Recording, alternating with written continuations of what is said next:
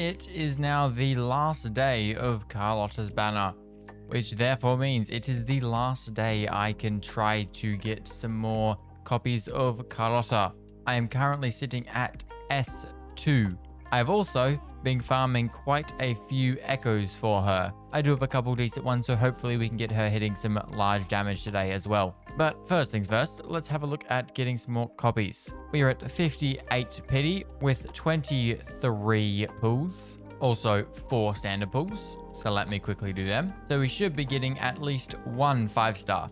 We are, however, on a 50-50, which does mean that we could lose it. If we win that 50-50 though, that will give us enough of the coral to then go and buy a S4. If we lose the 50-50, we still have enough coral, but we're only going to be able to get S3. So let's bring home an S4, possibly 5 Carlotta. Now, I did see someone comment on my last Carlotta video saying I should pull for a second copy of a weapon because it's really good for Chisha. And I did look at it and it's actually pretty solid for Chisha. However, I want to max out Carlotta's resonance chains before I deal with second copies of a weapon. Plus, realistically, we're going to see a Carlotta rerun before we see a new pistol character because Brant is confirmed to not be a pistol character. So we just pull for Carlotta resonance chains, which we do see there. And then, or hopefully we do see here. And then when she reruns, we'll pull for whatever we have left plus her weapon. There's the 5-star. Can we see Carlotta? Nah. That's not Carlotta. Well, yeah, looks like we'll only be getting S3. Unless they want to give us a double 5-star? No. Well, let's go in here. Let's go to Carlotta. We can buy one of Carlotta's wave bands. There we go. There is S3. We're halfway through Carlotta's resonance chains, so I guess we're just going to have to get the rest of them when she reruns. We are just going to have to take a S3, which I am pretty happy with. That is one more than we previously had, so more damage increase. We also now have a Calcharo, which I don't really care about. And this dude is S6 now, which again, I don't really care about. What I do care about, however, is Carlotta's echoes. I also do have her fortes, which I do need to work on. However, I have been away for the last couple of days, so I haven't been able to farm all of these, so I won't be able to get it up to max level, but I can get it up hopefully a little bit. We'll be able to get these up to 7 along with everything else. I think I'm going to focus on her Resonance Liberation and Forte circuit for the time being, but I'll probably just try to get everything up to its next level. We have 7 of these, which means I can get all of them up to 8 and then 2 more up to 9. Although because I'm not really using them, I think I'm going to leave the normal attack and I think I'm going to leave the intro skill. And I'm just going to do these 3 for the time being and get them as far as we can. Well, there is the Forte circuit up to 8, the Resonance Liberation up to 8, and the Resonance skill up to 8. Now we can get all 3 of these up to 9, and then we will be able to get one more up to 10. So I think just because this one does the big damage, I'm going to get the Resonance Liberation up to 10. So with that, let's bring the Resonance Liberation up to level 10. Now we just need some more of the weekly boss drops, which I will get next week. So now let's jump into her echoes. We would like the Frosty Resolve. The 4-cost piece, we would like this one. She's already on crit rate with extra crit rate, and I don't have any more crit rate by the looks of things. So this piece is going to have to be good enough for now, which it is decent, so I'm happy with that. Now we are looking at the 3-cost pieces. We just want double glacier damage. We would like to see skill damage, double crit. Definitely not that. Just basic DPS stats, double crit, attack percent, and then skill damage, because that's what majority of our kit is. I don't hate that. It would need to roll crit damage here though to make it usable, which it doesn't. I have also realized that we don't have any other type of echo. I just figured that the tacit field that gives you the pieces should give us at least different echoes, but it does not. So I'll need to find a second glacier damage on set echo, which is definitely going to be easier said than done.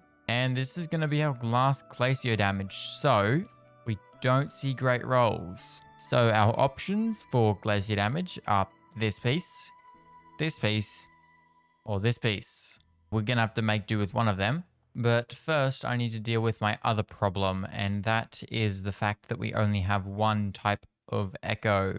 Well, let's go hopefully acquire another glacier damage piece. It probably is not going to be great because my luck with echoes is not the best. Hopefully we can at least get something and run her on the right set. That being said, let me actually deal with the 1 cost pieces before we do anything else. Just because then we can at least tick off one of the echoes. That's actually quite good. Crit rate, crit damage, resonance, skill damage. I was just going to say that our luck for 1 cost pieces isn't looking too great either. But resonance liberation, that's a solid piece. I will happily take that. Now we move on to the other ones. I don't understand how we have so little decent echoes. I've been farming for like a week and a half straight. How do we get nothing? So now my Carlotta won't be hitting massive damage, which is very... Oh, wait a minute. Hold that thought. Let's see. Resonance, skill, resonance, liberation, attack percent. One of the 3. I will be happy. Resonance, skill damage. Perfect. There is our second 1 cost. Our 1 cost pieces are sorted. I might not have the highest values, but they are good enough. This piece is also good enough. That piece, really don't want it to be good enough. I'd like something better, but it again will do for now, I guess. Ooh, wait. Now that we have this unlocked, does that mean that we can get that from the Tassa field now? I think it does. I think we just need to actually defeat the enemy to be able to unlock it from the Tassa field. In which case, I'm going to go back over here and see if I can get some more pieces. Because I'd much rather use my crystal solvents rather than going around and running around the overworld a bunch. So let's use a nice, however many that was. And let's just go grind this a bunch. And now because I believe in this piece and I don't want to farm anymore, let's go all the way to level 25 and let's get something decent. Yeah, not really. That's not very decent, but I'll put it on her now just so we have the full 5 set piece. But now we're running an actual 5-piece set, so let's see what happens here. And I want to use her burst now. 82k there. We're hitting a couple thousand more, and the big hit does 300 and something. I couldn't see because it was blocked by other numbers, but there was a 300 and something, and that's some good damage. This is hitting like 40k actually from her skill, which is really good. I did not think it was doing that much damage. Yeah, that's doing 41k, and this part of her skill, there's a 50k there. Damn, okay, that's definitely some good damage. Outro skill did a 47k, I think. And if I get the intro skill up, I don't think it does a whole lot, but yeah, about 20k. Definitely decent. 44k from the, whatever that thing's called, Forte Circuit. And the normal attacks are hitting about 3k, 7k when you get to the bigger hit. Definitely good damage so far. S3 is helping that, and the echoes are definitely not helping that. Now, before I do any more runs, let me first have a look at the couple of these that I've gotten. Then I'm going to go find all of the other glacier damage echoes and farm them in the overworld, so then they are available in the, this could be decent, in the Tassa field. Please crit rate. Attack percent. It's another one of those pieces that looked so promising, but it isn't. If we go over to the data bank and we go here, we go to this one. Is there any other of the elite class enemies that we have not unlocked? There is 2. This dude and this dude. So let's farm one of these. I don't want to go down there, but I guess I will just so I can get one of them. And then I'll farm one of the other ones. They'll become available in the Tassa field. And then I just run that Tassa field a whole bunch of times back to the Tassa field, because that is where I can get the most echoes in the shortest amount of time. And I have plenty of the cube things, so I'm not worried about that. 340,000 damage in that burst. That is some very nice damage. Okay, I'm going to give it 3 more runs. We have enough wave plates for 3 more runs. So that is all I'm doing is 3 more. If we don't get something decent after 3 more runs, then oh well, too bad. We just have to deal with whatever copium pieces we have at the moment. That's all the runs I am doing.